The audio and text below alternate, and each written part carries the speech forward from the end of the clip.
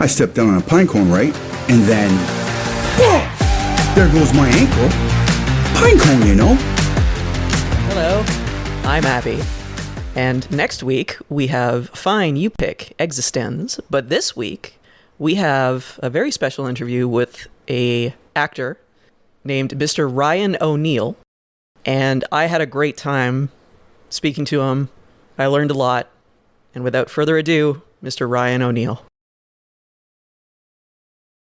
Well, we are pleased to welcome to the UpNerd stage Mr. Ryan O'Neal, Canadian actor, all-around good guy. Welcome. Thank you. Appreciate that. Yeah, so we just recently got an Instagram account because marketing is important. The algorithm fed me the scene from Brilliant Minds that you were in with Zachary Quinto, I think was the lead actor in that scene there. We are doing everything in our power to resolve this delicate issue. Poison Control and the EPA are coming in to test for mold, water toxicity, asbestos, gas leaks, any environmental exposure. This is Dr. Wolf. He and his team of neurologists have traveled from the city to shadow the girls and get to the bottom of this issue. That was only the second time I've ever been in front of a camera. Was that? Yeah, that's what intrigued me by it was second time you've been in front of a camera and here you are. Yeah, talking to Spock. Yeah, exactly right. To see where you have come in a year really gives me a lot of hope. Cool. What made you decide a year and 7 weeks ago that, okay, that's it, we're making this change? My first job is I'm a CPA and professional accountant, so a lot of people don't know that. So I've actually been balancing that this entire year while I'm booking all these jobs. Good. So yeah, that definitely keeps you busy.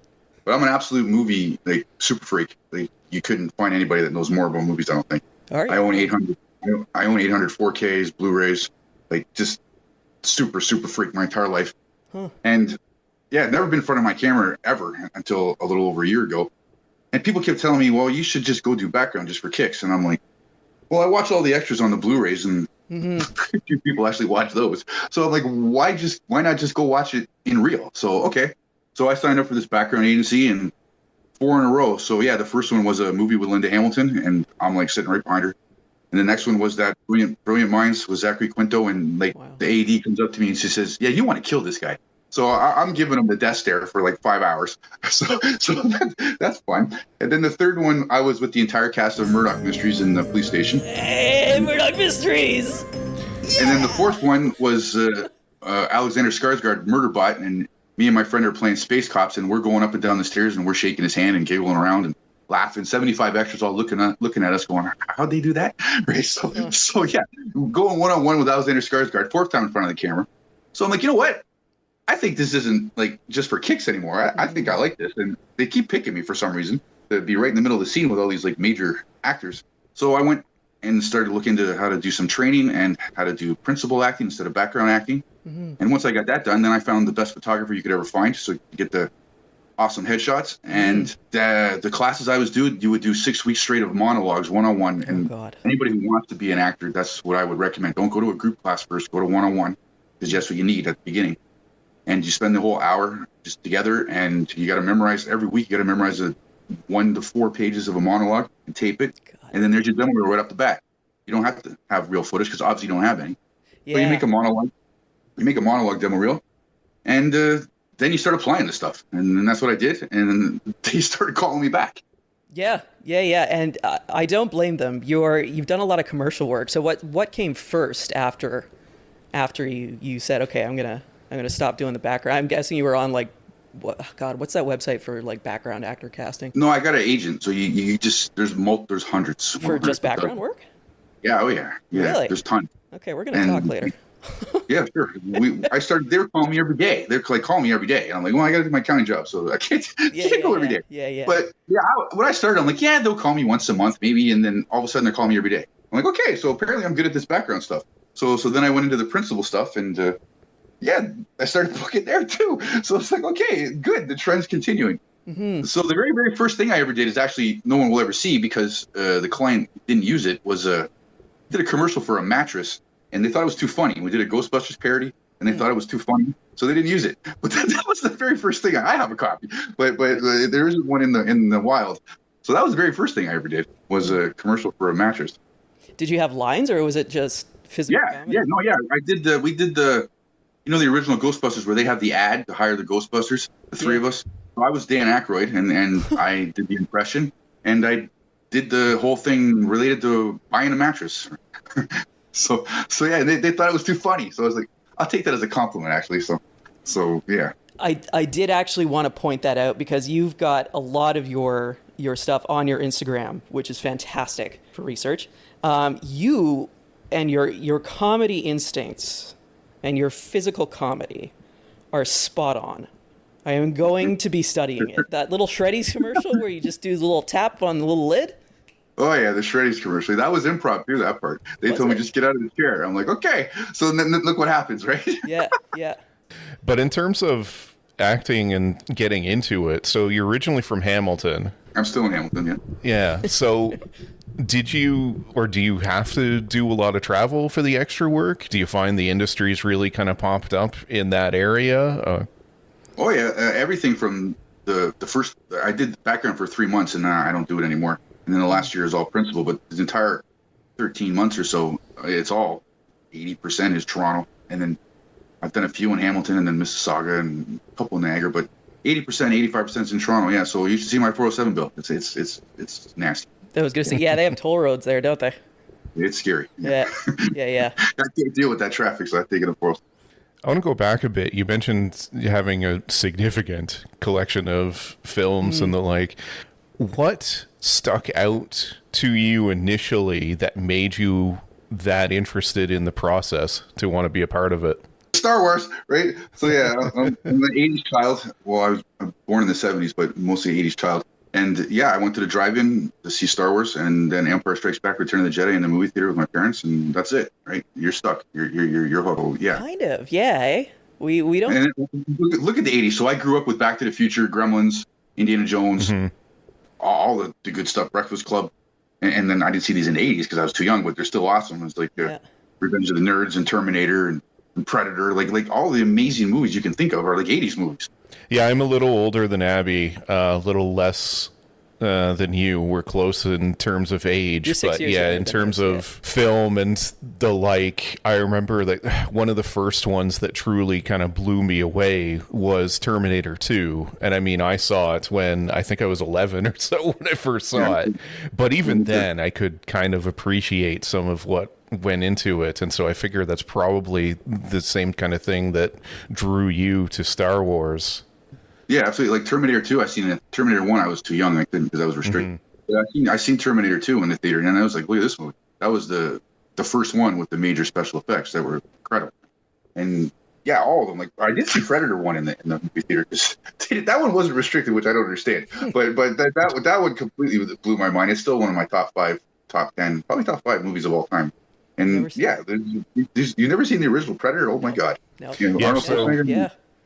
We have 2 separate shows that we run on this network, but one of them is Fine You Pick, that came out of probably something I'm sure you've experienced where you're with somebody and they haven't seen this movie and you go, how have you not seen this? And by the way, since you mentioned it, Predator is now on the list. But anyway, it kind of came from, she had never seen Alien. Yeah. And I consider Alien as one of what I call a perfect movie that I'm not sure you could take away anything or add anything and it wouldn't diminish it. I've never seen any Alien movie. So we hadn't seen any of them. The show. Have you seen Back to the Future? Have you seen that at least? I have probably seen it. I probably don't remember it. So I'm not a movie gal. That's the thing. Like I feel kind of like an imposter whenever I speak to people and they're like, "Oh my God, I love movies," and they can rattle off they have their collections and stuff, and I like TV. So thanks to you, I'm getting like my next probably year's worth of picks. Yeah, I gotta write down now. Yeah, I'll send you a list when we're finished. All the 800 movies I know. Yeah, it's this kind of magical filmmaking time, I think, because it was, computers were just starting to come in, but everything just felt a little bit more real. I think we're discovering. Yeah, for sure. Hope anyway. And then they still hold up, most of them too. Like a lot of movies Yeah, because they exist, right? Like we just watched RoboCop because Fine You Pick also came out of the whole like, oh, what do you feel like watching tonight, honey? Oh, I don't know, I don't want to watch that. It was, what about this? Well, I don't want to watch that too. It's like, fine, you pick. So I picked RoboCop just because we just needed a brain break, and you can see the stop motion in it, but that's an actual physical object. The what is it, Edie? It's called? Yeah. Yeah. The little robot. It's an actual physical object. That's a costume that poor Dr. Peter Weller had to wear through the whole thing and suffered greatly for the art, but it doesn't look the way, say, a James Bond movie from the 90s looks that is a little bit over-reliant on CGI. It's exactly. That movie magic. So. Even like all the original Star Wars stuff was stop motion, but it's still like Tauntauns maybe look a little weak. But most of the stuff, it looks good. Like the spaceship stuff is incredible still. Mm-hmm. Yeah, and all that, and learning about that, and all the matte paintings and things like that. So what are we looking at here? Here is just a wonderful example of all these stormtroopers, and nobody knows that it's a matte painting. You just assume that this is a very large set.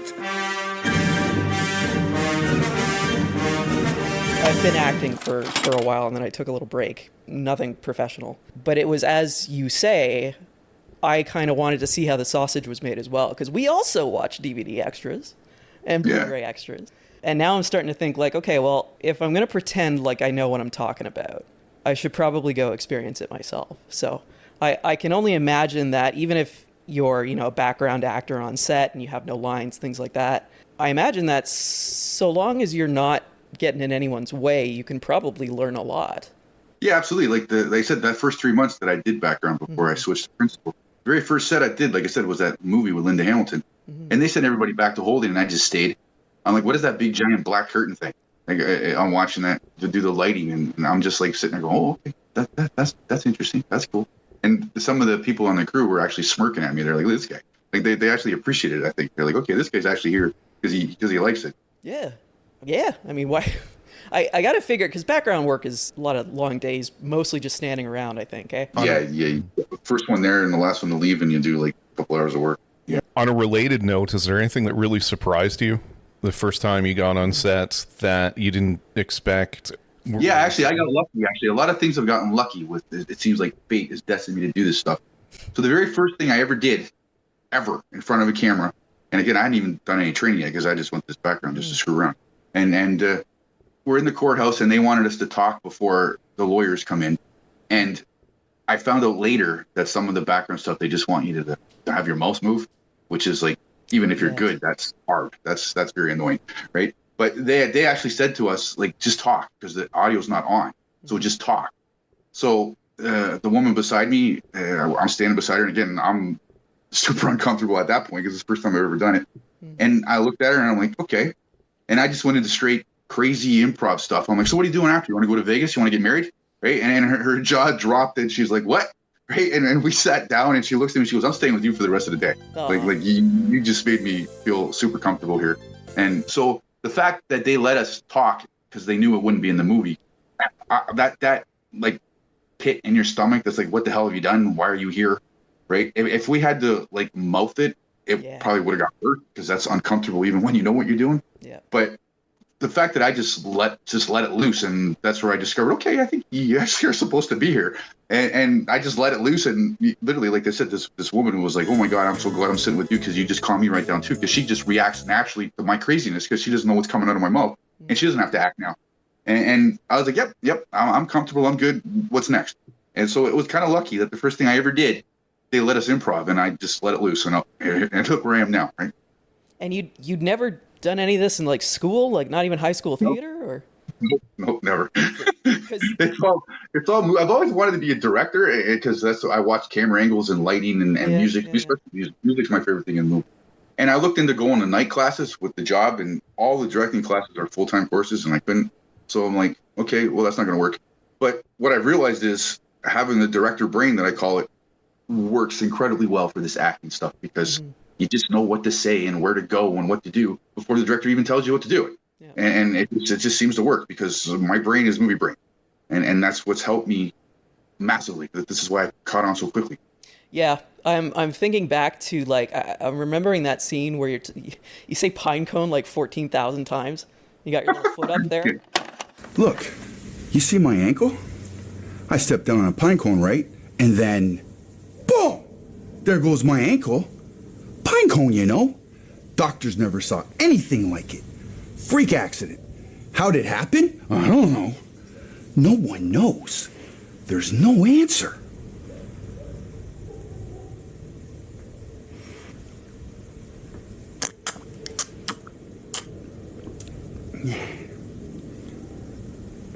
Pine cone. Yeah. And I'm seeing that scene through the lens of what you're saying, and I can see your brain sort of, which makes sense now that I know that you've got this big vocabulary of having watched these movies. Like, you know how long to wait for a beat that's going to be funny versus Right. like too awkward. They're going to have to cut it and things like that. Right. Yeah. Right. That's I should watch more I movies. appreciate you saying how easily I made you laugh, because I had a couple other actors that said to me, "You got like comedy superpowers," like, and I'm like, okay, well and that's just from me watching Jim Carrey and Robin Williams all my life, right? I just know it. It's just in my brain. So yeah, like training. Obviously, everybody needs training, but it's just something that is in me. No, you're really funny, and it's the physical stuff too, which, like, if you haven't even trained, is extraordinary. So I will be studying your performances if I ever get a Shreddies commercial or anything like that. It's tough, man. Yeah, that was that wasn't even in the script, that part. Yeah. They were like, yeah, let's just have you get up and leave and go in. Well, that's and I was like, okay. Yeah. And that was great. Then it made the cut. So it's like, hey. So yeah, that you never know what's going to make it. Yeah. So you always do everything as best as you can. And just in terms of like the future and what you'd like to see, what you'd like to do, what's kind of the dream? Would you like to, do a sitcom? Would you a regular guest appearance? Well, where would you like right to go? now, like I just completed a couple weeks ago my first American cable television feature film. Really? We had guns. We're gonna have a CGI helicopter, and like it's awesome.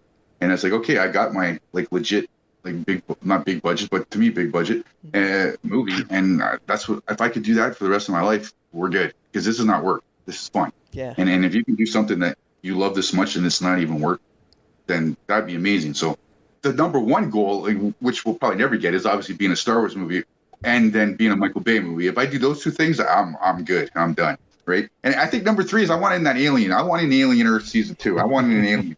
Right. There you go. So those are like the three things that would be like the top, but they're very, very far away unless Michael Bay's listening. So give me a call. But yeah, I just want to be able to do this on a regular basis, which I am. But obviously, you got to be in the union. So that's where the more money gets paid. Right. Yes. So thank you for bringing that up, because I had questions about. So are you a part of Yeah, ACTRA? Okay. No, I'm not. I'm trying, but they don't let me in yet. But hopefully soon.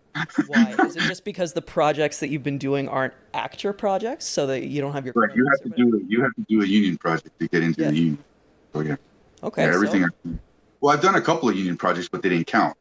Right. Oh. So talk about comedy. So next Friday, Disney's got the Jonas Christmas movie coming out. yes, I saw And that. I am Will Ferrell's double in that movie, and every single thing that's on his face is me.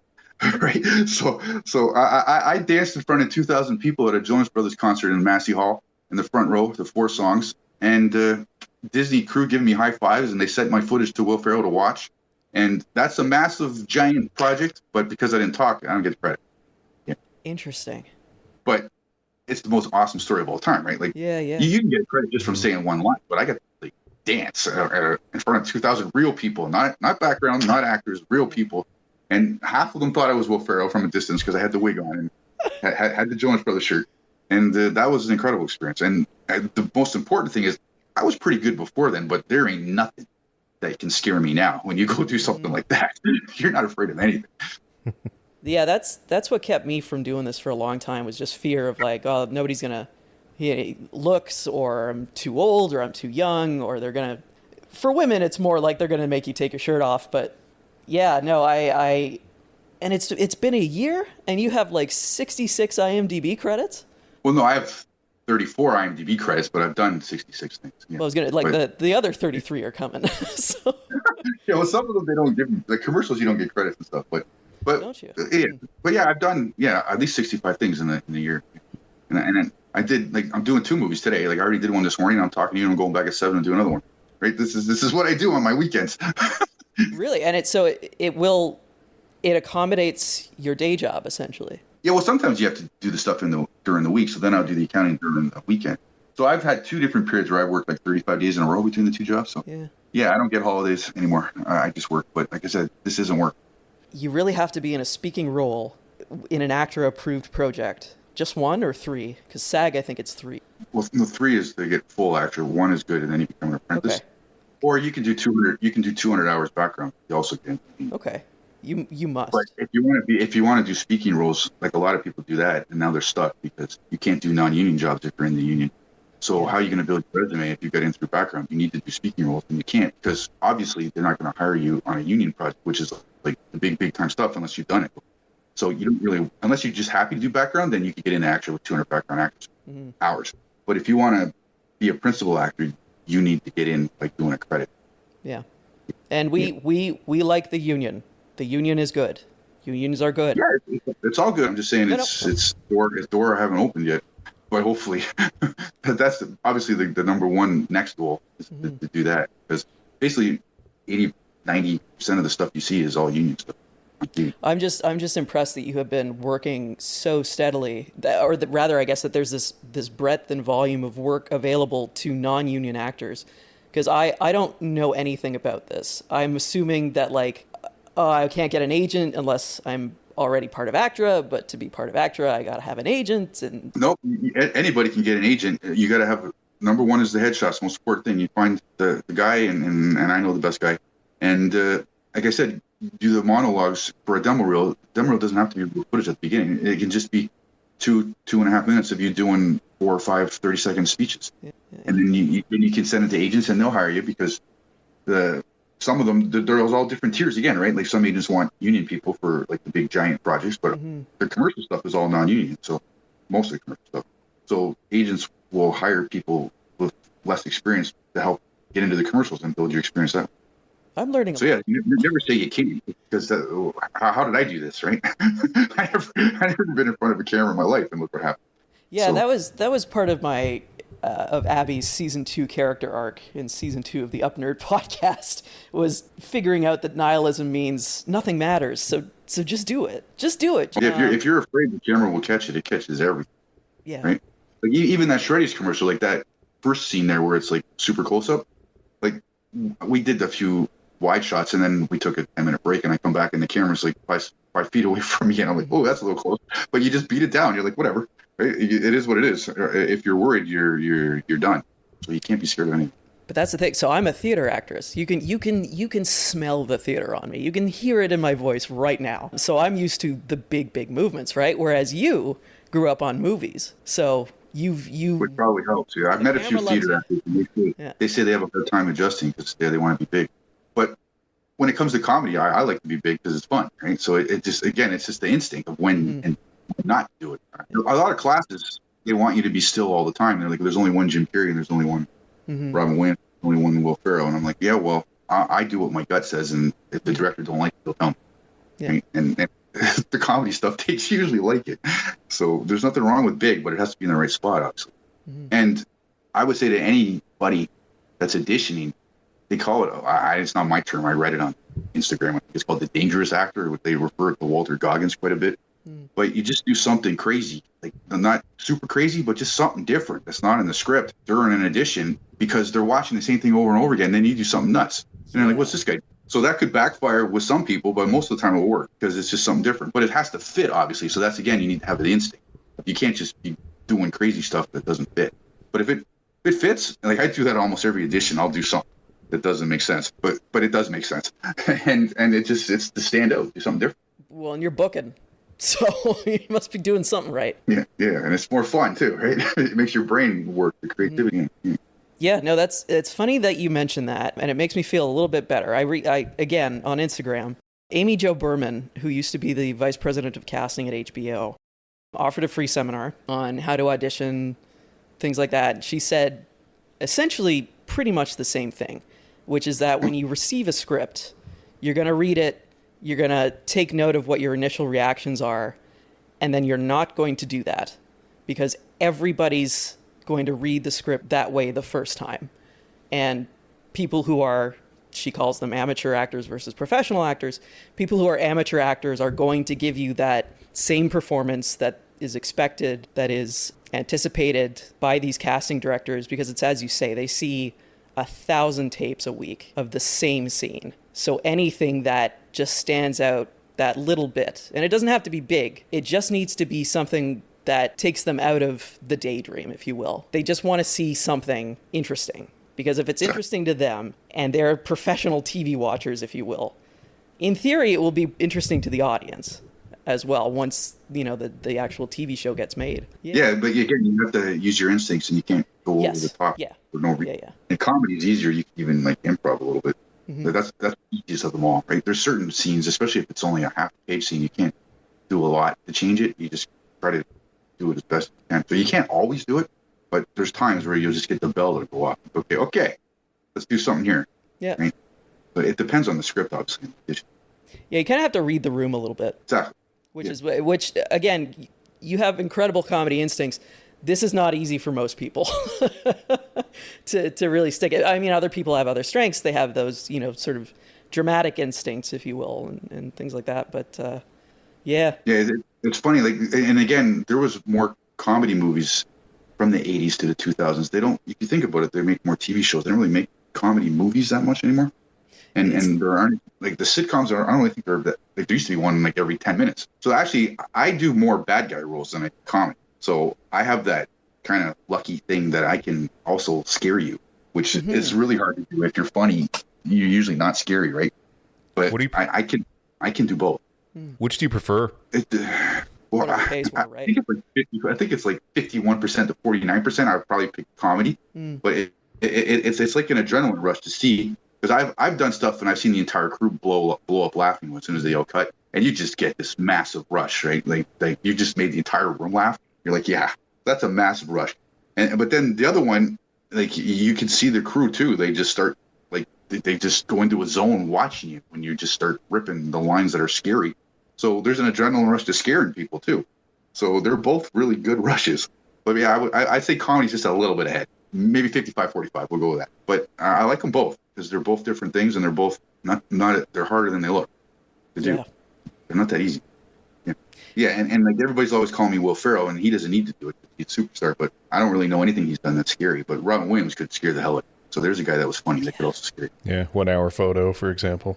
Never seen 1 Hour Photo. Oh, good. Another movie you haven't seen. All right. Yeah. Maybe pick a movie. It's very likely I haven't seen it. I wasn't a movie kid. I don't know. Well, I've done that. If you went through those things on my Instagram account there, I did a movie called I Flash Married My Best Friend, and that was a vertical reel, and I was a really disgusting character, but I went 50-50 on it. I went like nasty, scary, but also like she'd need me in the nuts at one point, and I just bounced around and made a bunch of noises, and everybody's laughing. Like, everybody loves that scene. So I kind of did a 50-50 even in the same role. I did scary and funny even in the same role, and it worked. It's exactly that, sort of pulling an emotion out of the audience, regardless of if it's a laugh or if it's something else. That's very hard to do. Yeah. That's the fun of it, you know. Yeah, it's very fun, for sure. Yeah. So what is a vertical reel? Well, they're everywhere, actually. They're basically hour-and-a-half movies. They're on, there's like, how many apps on the internet, on the phone? There's like 20 of them. There's like soap operas, basically, and they're hour-and-a-half movies, and they cut them into like 62-minute chapters each. And you have to buy a weekly subscription or buy tokens to watch after the first 8. Really? And huge. Like, they're China and LA and now Toronto and Vancouver and Montreal. Like, they're just pumping them out every 10 minutes. They're huge. Really? Oh yeah. I've done 8 of those already. So Yeah. So okay, so that's interesting. And they're not union projects. No, but they just signed an agreement with Actors to become union. So we'll see. We haven't done one yet that's union.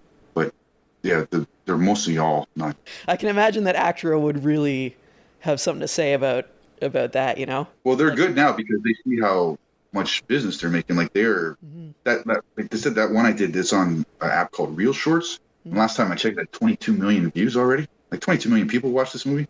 That's more than a movie theater.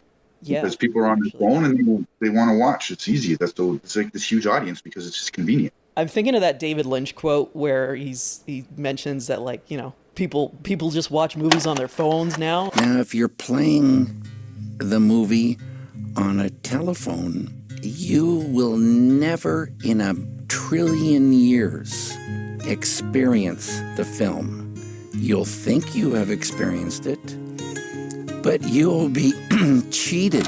Kinda, yeah. Yeah, and since it's broken into chapters, they don't have to watch for an hour and a half. Watch 10 minutes now, 10 minutes later. And which is great when you're in between your 3 jobs.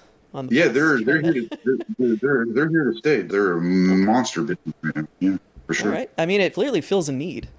I mean, God, no, I'm half of the YouTube shorts that I get seen in my algorithm are like actual TV shows cut up into 1-minute shorts, and people are just trying to push out that content that way. So that's how I watch movies essentially. Yeah, so, for the on-the-go generation, right? Just check it on your phone when you get it. Who's got? They come up with this marketing plan to break this movie into 60 chapters, and it works. Yeah. Incredible. How's the pay? You don't have to be specific, but you mentioned your 40. Is it the 401 or the 407 down there? 407, yeah, the Trans-Canada. You mentioned your toll road bill. Is it larger than the total paycheck you have made? Well, it depends. Like I said, I have the accounting job full time, so I'm okay. But there's jobs you get paid quite well. I've done jobs I got paid more than my accounting job. That's amazing. But there's, especially at the student films and some short films, you don't get paid at all. Yeah. Right? Yeah. But that's fine and you'd be surprised how many people still audition for that because they want to be in the movie. And it's not about the pay. It's you get to pay about $100 an hour for training. So basically, there's no better training in the world than practical, doing the real thing. Mm-hmm. So even if you're not getting paid, you're basically making $100 an hour because you're not going to train, you're doing it real. So that's the way I think of it. So you're training on the spot with every movie you do. And that's why I've done 65 projects. That's like hours and hours and hours of practice, basically. Right? So money's not important at the beginning. You need to build a resume, and it's fun. It's better than going out doing something. You got to go make a movie. Who cares if I get paid at the beginning? So it's not all about the money, right? The only reason you got to worry about the money eventually is if you want to quit the real job. But the way I've been balancing stuff, I've done out of the 65, I've done maybe 20 things for free. So that's what you do, especially at the beginning. No one's going to give you thousands of dollars because no one knows who you are. So you have to build your resume, you have to build your skill, and yeah. No, that's the other thing too, right? It's how fascinating that we've had 2 actors on this show who have both had. There was Greg Allen Martin, who was the former deputy district attorney of Los Angeles County, and now you, who's a CPA, right? Like these are professions. They're professional people, and you're still able to do this. No, I really wanted to have you on because you are doing it. You have a goal, and that was, you want to be in pictures, and you're going out and you're doing it. You're finding a way to do it. So I think that's a very important lesson that our audience can take. I know certainly for me, it's been nice to see that it's not just a crazy pipe dream and that it is possible. Yeah, well, thank you. I've had a few people tell me that it's inspiring. I'm like, whoa, right? So again, I still get a kick out of you guys even wanting to talk to me. I'm like, really? Oh, okay, right? So that's a sure, and not even because like oh, we got it, like, oh, what was it like working with Linda Hamilton? No, it's because you put in that Instagram post that a year ago this was my second time on camera, and then you follow that thread, and it's like, oh my God, like he's doing it. When I first started, a lot of people were laughing at me, and they're like, "What are you doing? Okay, you're going to be an actor." That's the big thing with the commas around it, right? Obviously, the parentheses. You're going to be an actor. But I said, I want to be in a TV show and I want to be in a movie. When I did the background, I said, but I want to do those and I want to talk. So that's what I said after I was on Murdoch Mysteries, the third one. That's what made me say, I can't do background anymore. Mm-hmm. There was guys that on there, they'd been an extra in the police station for up to 15 years. Yeah. And good for them. They're happy, they're good. But I was like, these guys couldn't throw you one sentence in 15 years. Yeah. No. So I was like, they're not going to throw you a sentence. You got to go get it. Yeah. So that was where the mindset changed. It's like, okay, fine. No one ever is going to give you anything. You got to get it yourself. I pulled a Brad Pitt and I did the background. I don't really call it background, but they still send me stuff, right? And I can't do background because you can't audition for a speaking role if you've already been on the show with background. So I can't do background. But the greatest sent me a request, and I said no. And that's the Muhammad Ali show that was coming. It was coming for quite a while. And they asked me to be a spectator in the audience for the 60s Olympics. I was like, no, I can't do background. And then they wrote me back 2 hours later, and they says, well, you're booked. I'm like, well, how? I said no. Right. And then they're like, well, you were requested. And I'm like, how? I said no. But anyways, I'm like, okay, fine. If I'm requested, I'm not going to say no anymore. So I go and I find out I'm giving the gold medal to Muhammad Ali. Right? I'm like, okay, that's not background. Like I don't care if you talk, to be honest. I just want to contribute. Right. So I'm good. Sure. That sounds awesome. Anyways, I ended up having to give them the medal to all 3 of them, silver, bronze, and gold. And they told me to shake their hands. And I just start talking to them. I'm like, congratulations. And Muhammad Ali starts improvising with me. He gives me a hug. And I'm like, you did a great job. I'm very impressed. And we did this for like 8 takes. And finally they go, can you stop doing that? Because we were going to get you a mic, but we can't afford it. But it hasn't come out yet. And if they use that take with us talking, then that's an actor credit right there. Well, that's the thing, right? Like it's just that's what Brad Pitt did. He started out as an extra being a waiter, and he started talking, and the director tore his head off. And I took that as a huge compliment, actually. I'm talking on an Amazon show without permission. And instead of them coming to yell at me, they actually had a discussion about miking me up so they could hear me properly. Yeah. But it's just totally understandable. It's not budgeted for. You're not supposed to talk, so we can't pay you that rate. And it's like, no problem. I just appreciate you letting me get away with it for 8 takes. Yeah. And just like I said, 2 weeks ago, I've done 3 feature films in the last 2 weeks. But the one of them, like I said, is a major budget American film, and I'm like dying to see that. And then I just did the lead role in a Bell 5 TV show. So I said I want to be in a TV show. I want to be in a movie. Well, I've done it. I did it. And it's been a year. Like, it's been a year. That's the crazy part. So, yeah, and I've been a lead in a TV show and the lead in a feature just this month. Yeah. And like the lead. Yeah. So it's like, yeah, that's pretty good, I think. And you're still eating. You're still eating good. Yeah. Yeah. No, I definitely think your story is inspiring. And to you, I would also say, I mean, don't give up the dream. Your start reminds me a lot of somebody who I follow, Wes Chatham, who his first role was Denzel Washington came on board his ship. He was in the Navy to film Antoine Fisher. And so they were looking for people. And like you, Chatham was somebody who just loves movies. The casting director was looking for people who, quote, looked authentic in the military, unquote. He put his name forward. He got talking to the casting director. He was actually able to speak with Washington. And Denzel Washington, you know, when he asked him, like, how do I get into acting? How do I do this? His advice was just go do it. You know, do what you can, get into it. And I mean, in his case, he formed a bond with the casting director who was looking for somebody for a TV show a couple years later and remembered him, and the rest is kind of history. What show was that? It was Barbershop. But I mean, fast forward now, he got a writing and director credit on The Expanse, where he starred for 5 years. But in 2023, he was on a Star Wars production as a star on Disney Plus's Ahsoka. So don't give it up. Like, it all comes They're gonna full be circle. Making Star Wars forever. Yeah, there's that too. Yeah. Star Wars is going to be around forever. Yeah, I mean, it reminds me something similar. You know, that was the advice he was given, which was to just go out and do it. You know, that's the only way. And there is, you know, one of the reasons I started this show was to kind of put positive light on a lot of things, because there's an awful lot of negativity out there. There is no shortage of people who will tell you you cannot do something or that'll laugh at you for trying something. But the only way you're ever going to know if you can do something or not is to go do it. Exactly. Yeah, like I said, that very, very first time on camera, I felt super uncomfortable. And then I just started improv, and I was like, okay, I actually can do this. And then that was it, right? You just got to get over that original little hump. And now I'm dancing in front of 2,000 people in a Will Ferrell wig. Like, I'm not afraid of anything. So, yeah, I mean, there's an alternate universe somewhere where you didn't take that chance, and you are still wondering. Those little Doctor Strangelove moments where somebody has a choice to make. Hopefully, we'll keep in touch after this. You can let me know how it's going. It's No, we'd love to have you on. Clearly, you know your stuff. We appreciate your time greatly. So my story, like, people get a kick out of that sometimes too. These casters, like, you're an accountant who wanted to be an actor. I'm like, yeah. It's like, you were in the Canadian Forces for 7 years and you want to be an actor. Yeah. You look like a cop, but you love Star Wars. Yeah. So it's like, that makes sense. But they like that. So yeah. We appreciate your time. We'll let you go have some lunch before you're on your second acting job of the day. Very, very pleased to meet you. And thank you again for joining us. Yeah, that was a lot of fun. Thank you. It's the first time I've done something. I could talk for a good hour. It was fun. Yeah, I know. That's the thing. I got to go to work in an hour, too. I got an 11-hour night shift. Oh, yeah, that's right. You're working tonight. Yep.